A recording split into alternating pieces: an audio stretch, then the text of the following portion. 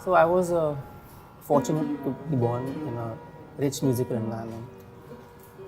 There was my father, Pandit Shekhar Borkar, my brother Prashek, who was 5 at the time, and we were very lucky to have a great tabla maestro, Pandit Shekhar Borkar, living with us.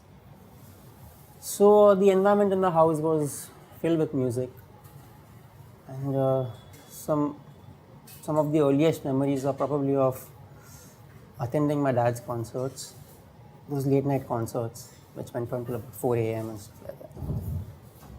And there were classes happening at home. My brother was learning full time. There were tabla classes happening at home. So yeah, the atmosphere was always full of music, and I think I had an idea at some point that maybe I'll be doing the same thing going forward. And so around, I think age 3 or 4, as all instrumentalists should, I started training with vocal and tabla. And at the same point, my dad got me a small mini Sarod, just to probably see how I react to it, how I play around with it, how I take care of it. And I think I must have responded favorably, because at age 7, he got me a full-size Sarod.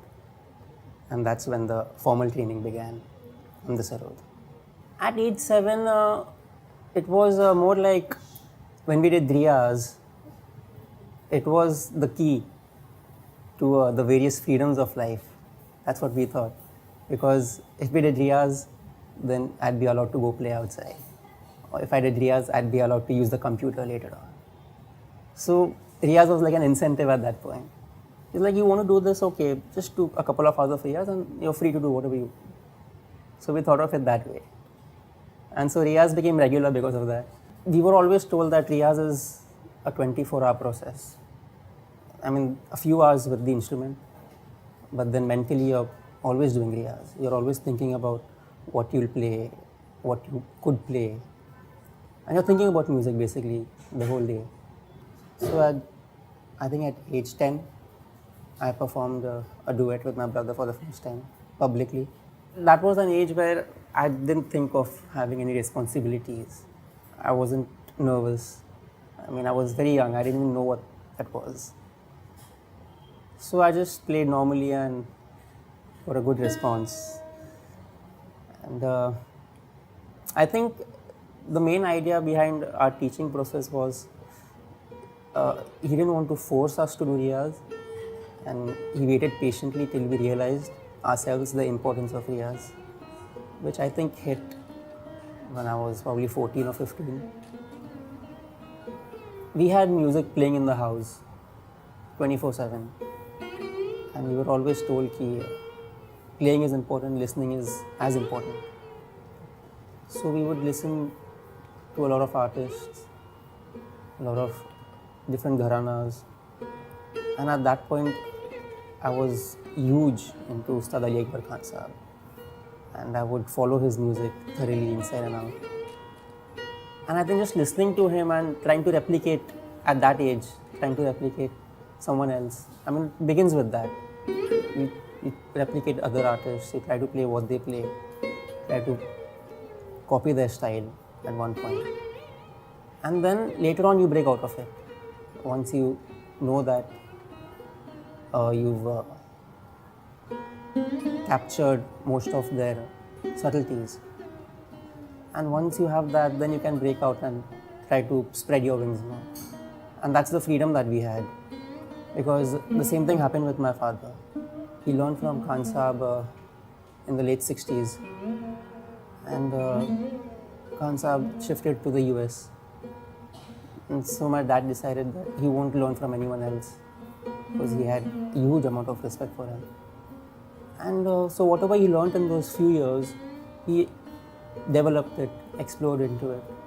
And that's why even his style of playing is very different from most Sarod players.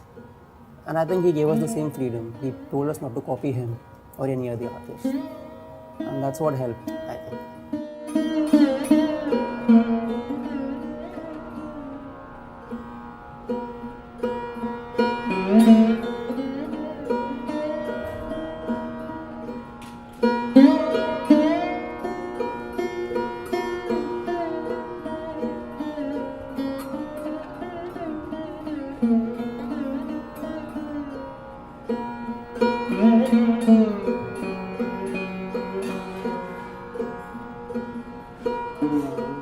Being an Indian classical musician around this age, maybe over the next 10 years, every artist has to find the balance between this crippling self-doubt and being overconfident, as well as the balance between humility and arrogance. And if you found that, it will translate in the music. And if the music is true to what you've been taught and what you want to do, then it will translate towards the audiences as well. So yeah, a lot of young musicians are foraying into other genres of music, classical musicians. And at a certain level, I would probably give them credit. Maybe they want to spread their music amongst younger audiences, and that's why they're doing it. But from personal experience in fusion music, I mean, I've done some of it too. And the most that it gets you, it gets an audience member intrigued about your instrument at most. I mean, I've had people come up to me and say like, they haven't seen this before, what is this? How is it played? And that's about it, but they are still clueless about the music, about Indian classical music at the end of the day.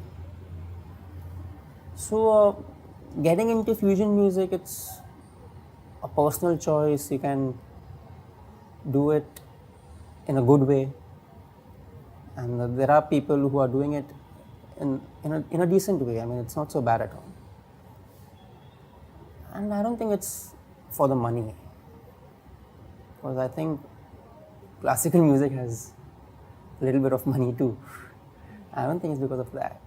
I think it's more because you just want to expand the thinking, just gel with other musicians, other genres. And that's it. I mean, it's a very optimistic point of view.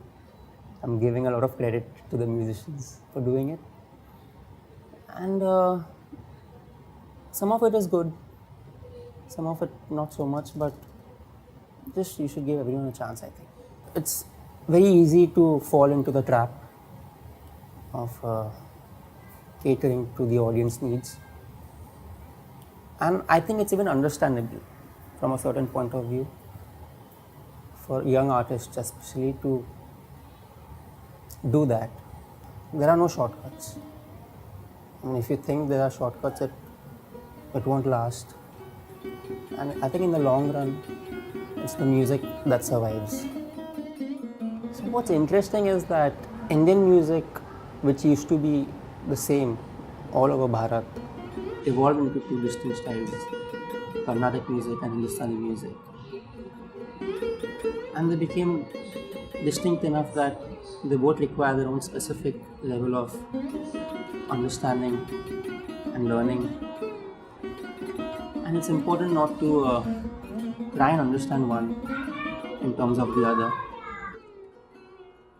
And I think we should not really look for a common ground, and we should just appreciate their own intricacies that they have. It's the mental conditioning which is why we don't have as many Carnatic concerts as we could, and vice versa.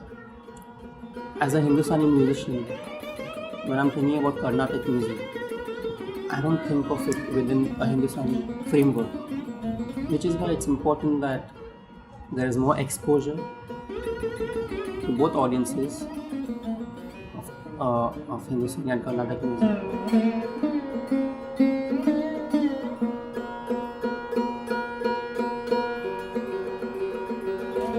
I'm very glad that First Edition Arts is organizing an event called CROSSROADS, which is addressing both styles of music. And I'm very happy to be opening the concert on 28th of October at 5 p.m. I hope you come in large numbers and support the music, as well as the other amazing artists who will be performing at the festival.